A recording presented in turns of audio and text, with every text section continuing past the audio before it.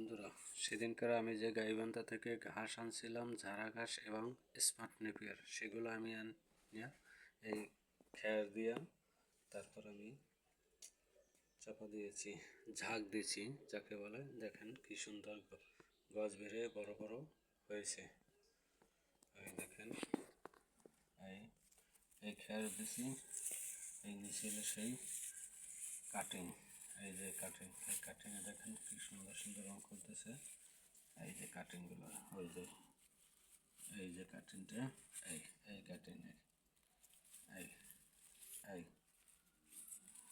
এই অল্প নিয়েছি। আমি সেদিনকারে বলছিলাম না যে অল্প আনছি, সেইগুলো এই দেখেন, এই কি সুন্দর গছ দিছে। এগুলো আমি আমার ক্ষেতে স্বল্প পরিসরে রোপণ করব। এগুলো আইনে আমি প্রথমে খ্যার বিছাইছি, খ্যার বিছাবার পর তারপর আমি এই কাটিংগুলো রেখেছি, এক এক করে আলাদা আলাদা করে কাটিংগুলো রেখেছি।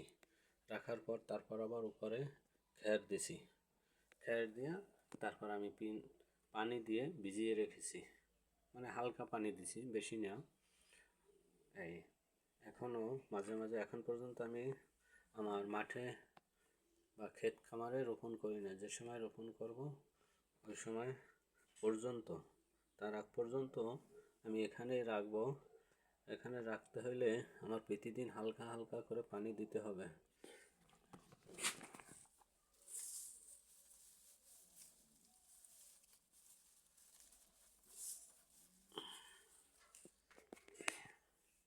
না, সুন্দরভাবে অঙ্কুর দিয়েছে দেখেন।